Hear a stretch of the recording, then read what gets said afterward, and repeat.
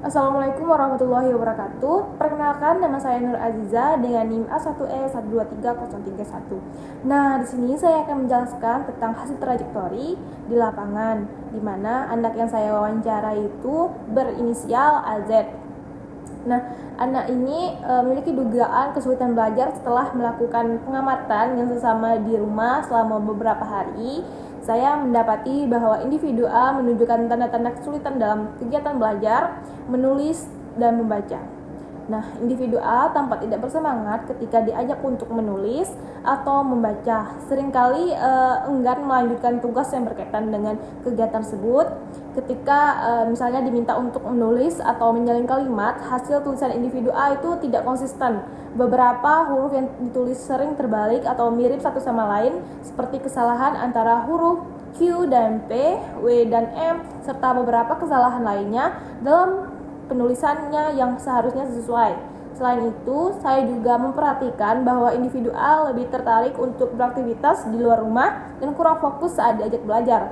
Hal ini mirip dengan apa yang terjadi di sekolah, di mana individu A seringkali tampak melamun atau tidak memperhatikan pelajaran, terutama saat pelajaran membaca, menulis, dan juga menghitung. Meskipun individu A tidak mengganggu teman-temannya. Nah, kurangnya minat dan perhatian pada pelajaran membuat proses pelajaran tidak optimal. Berdasarkan pengamatan ini, saya menduga bahwa individu A mungkin mengalami gangguan belajar menulis dan membaca. Nah, oleh karena itu, disarankan agar orang tua memberikan pendekatan yang lebih menarik dan mendukung, seperti menyediakan materi yang lebih visual atau permainan edukatif yang dapat meningkatkan minat individu A dalam belajar menulis dan membaca. Nah, pendampingan yang lebih intensif dan perhatian khusus dari orang tua di rumah sangat diperlukan untuk membantu mengatasi kesulitan ini. Nah, penanganan yang telah dilakukan yaitu setelah mengamati individu A, saya mendapati bahwa ia cenderung enggan untuk belajar menulis, meskipun aktif dalam berbagai kegiatan lain seperti bermain atau beraktivitas di luar rumah. Individu A tampak tidak tertarik ketika diminta untuk menulis dan berlatih menulis. Orang tua individu A juga mengungkapkan bahwa mereka kurang mendampingi anak dan dalam kegiatan belajar menulis, dan di rumah juga tidak ada cukup buku atau alat proses yang mendukung proses pembelajaran tersebut.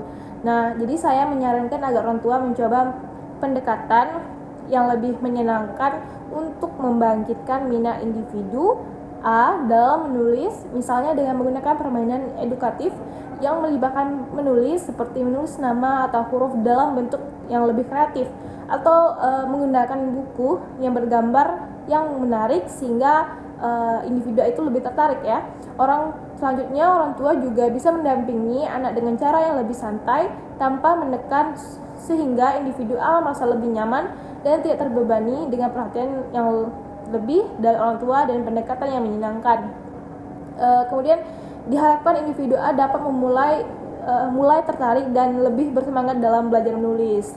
Nah, selanjutnya yaitu pada bagian fokus tinjauan di bab 2, perkembangan.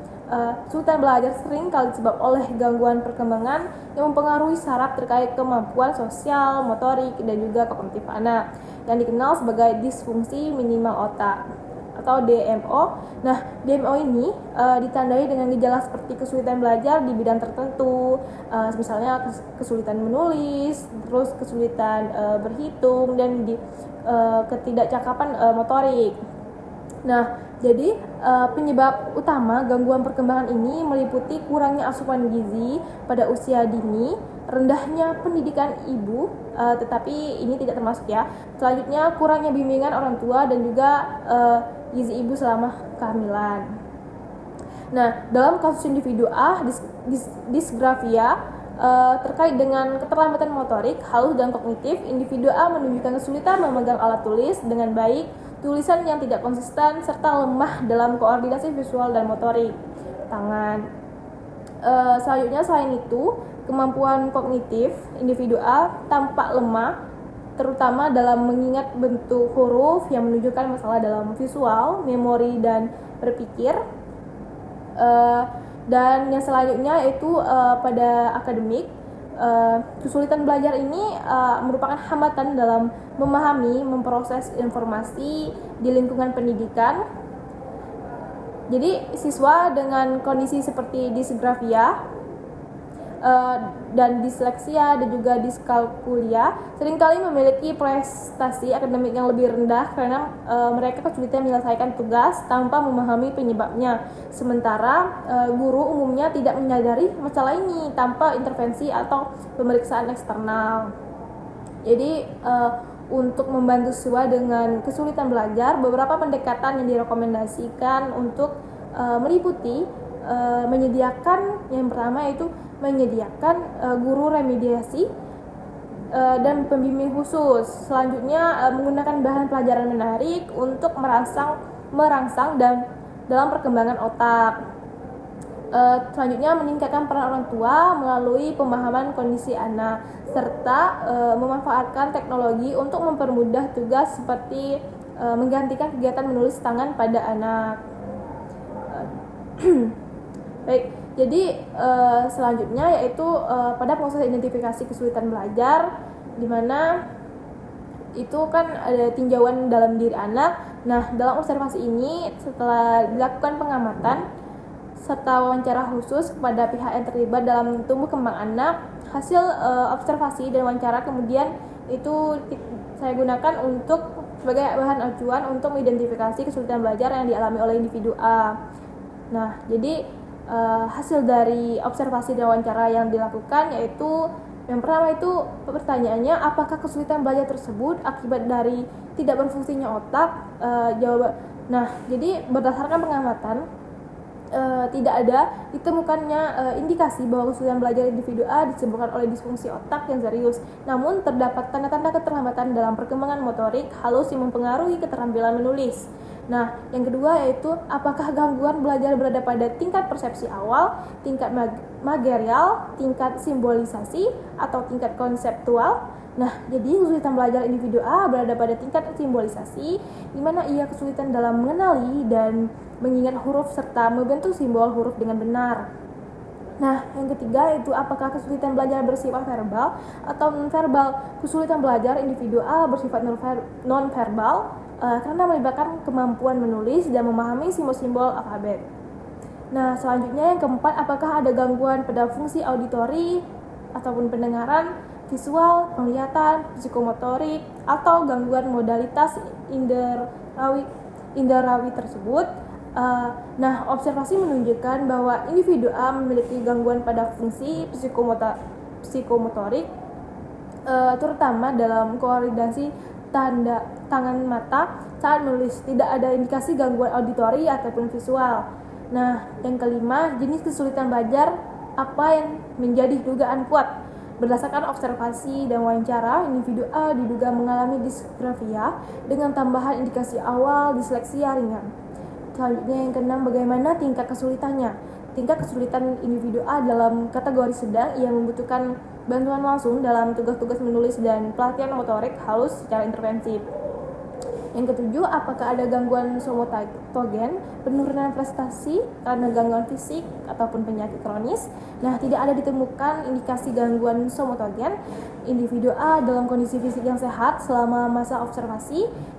Terus yang kedelapan, apakah ada keterlambatan perkembangan kepribadian atau infantilisme kanak-kanakan. Nah, jadi terdapat keterlambatan perkembangan kepribadian seperti kurangnya tanggung jawab dalam menyelesaikan tugas-tugas dan ketergantungan yang tinggi pada guru dan orang tua pada saat belajar. Yang kesembilan, apakah ada gangguan psikomotorik? Jadi ada indikasi gangguan psikomotorik ringan yang mempengaruhi kemampuan menulis, khususnya dalam memegang pensil, mengontrol gerakan tangan. Nah, yang ke-10, apakah ada gangguan karakteropati? Nah, individu A cenderung fasik dalam belajar, sering melamun dan tidak menunjukkan inisiatif dalam menyelesaikan tugas-tugas bantuan tanpa adanya bantuan langsung. Selanjutnya, apakah ada yang ke-11, apakah ada kelainan dalam temperamen atau mudah atau suka terpengaruh? Individu A menunjukkan temperamen yang relatif stabil namun cenderung sulit dipengaruhi untuk tetap fokus dalam pembelajaran, terutama saat sesi belajar menulis dan memerlukan konsentrasi tinggi. Nah, jadi yang selanjutnya yaitu tinjauan lingkungan anak. Nah, yang pertama, apakah karena pengaruh masyarakat seperti masuk sekolah yang tidak teratur, tidak disiplin, atau sering pindah sekolah. Nah, jadi itu tidak ditemukan riwayat pindah sekolah atau ketidakteraturan dalam kehadiran, namun lingkungan tempat tinggal yang ramai dan banyak anak bermain di luar di luar rumah maksudnya, mempengaruhi waktu belajar anak di rumah. Yang kedua, apakah karena keterlambatan pedagogis dan moral seperti kurang pendidikan dan bimbingan orang tua, atau tidak ada norma susila ataupun peraturan. Nah, terdapat indikasi kurangnya bimbingan orang tua dalam proses belajar di rumah dikarenakan orang tua A ini itu sibuk bekerja sehingga perhatian dalam pendidikan anak itu cukup terbatas. Selanjutnya yang ketiga, apakah karena kesehatan alasan mendidik neurotis seperti pendidikan yang terlalu banyak menuntut seperti melindungi, memanjakan, atau orang tua yang kurang konsisten. Nah, tidak ada indikasi perlakuan yang terlalu keras atau terlalu memanjakan dari guru atau orang tua, namun kurangnya konsistensi dalam mendampingi anak belajar menjadi faktor utama. Jadi yang keempat, apakah faktor instrumental? Jadi terdapat keterbatasan dalam fasilitas belajar di rumah. Anak memiliki beberapa buku bergambar tetapi jumlahnya tuh cukup terbatas. Terus yang C, penilaian masalah. Nah, satu, ke pendidikan, bagaimana hasil belajar yang diperoleh di sekolah. Nah, hasil belajar individu A masih pada rata-rata kelas, hanya saja ada catatan khusus terutama dalam kemampuan menulis dan membaca. Yang kedua, bagaimana perbandingan hasil belajar di sekolah dengan rata-rata teman seusianya. Jadi kalau dibandingkan dengan teman-temannya, individu A itu agak tertinggal dalam bidang literasi. Jadi yang ketiga, bagaimana kaitan hasil belajar saat ini dengan yang pernah dicapai pada saat yang lalu, dan juga hubungan kemampuan antara satu bidang studi tertentu dengan bidang studi lain. Nah, untuk track record yang belum bisa didapati adanya peningkatan atau penurunan berhubungan level pendidikan yang rendah, hubungan kemampuan juga belum terlihat karena keterbatasan pelajaran yang diajarkan di level selama kanak-kanak TK. Yang selanjutnya, yang keempat, bagaimana komposisi kegiatan kurikuler yang mencakup mata pelajaran inti. Nah, susunannya yang tepat. Kegiatan kurikuler dan ekstrakurikuler, apakah seluruh kegiatan tersebut sesuai dengan kemampuan anak dan tidak terlalu memberatkan kegiatan belajar yang diberikan. Jadi yang diberikan itu cukup bervariasi, namun tugas menulis dan membaca perlu disesuaikan agar lebih menarik dan interaktif. Yang kelima, apakah ruang belajar di rumah dan di sekolah memudahkan anak berekspresi secara memadai, dapat cepat diatur atau diubah sesuai kebutuhan belajar. Jadi ruang belajar di sekolah cukup memadai dengan meja, kursi, dan juga papan tulis yang sesuai. Nah, kalau di rumah ruang belajar juga bisa dibilang cukup, tapi fasilitasnya masih agak minim untuk pendukung. Yang selanjutnya, yang keenam, apakah terdapat ventilasi yang cukup memadai? Ventilasi di ruang kelas baik sehingga suasana belajar itu nyaman. Yang ketujuh, apakah tempat belajar berada di lokasi perdagangan atau industri, pusat rekreasi, atau di daerah pemukiman yang padat? Jadi sekolah di lingkungan pemukiman itu cukup tenang, mendukung suasana belajar yang kondusif. Yang kedelapan, apakah ketika di sekolah semuanya laki-laki atau sebaliknya, sehingga menimbulkan perilaku teritorial, cenderung ingin mengelompok dan memperhatikan identitasnya. Nah, jadi tidak ada kecenderungan mengelompok berdasarkan jenis kelamin. Anak-anak berinteraksi dengan baik satu sama lain. Yang kesembilan, apakah sarana dan fasilitas sarana itu belajar cukup. Jadi sarana belajar seperti meja, kursi, papan tulis, dan buku pelajaran tersedia, tapi perlu ditingkatkan dalam hal bahan belajar yang lebih menarik. Yang 10, apakah sarana di sekolah seperti air, tempat ibadah, kantin, toilet, dan lain-lain bersih dan kondusif. Jadi fasilitas sekolah dalam kondisi bersih, terawat, dan tentunya mendukung aktivitas belajar secara nyaman. Yang kedua, dari aspek psikologis. Nah, bagaimana tingkat kecerdasan secara umum? Jadi individu A ini memiliki tingkat kecerdasan rata-rata, namun mengalami hambatan spesifik dalam keterampilan menulis dan juga membaca. Yang kedua, bagaimana kemampuan aktual yang terrealisasi, bakat khusus yang dimiliki, minat yang ada, dan yang perkembangan individu A menunjukkan minat dalam aktivitas seni seperti bernyanyi dan juga alat musik seperti contohnya tuh pianika.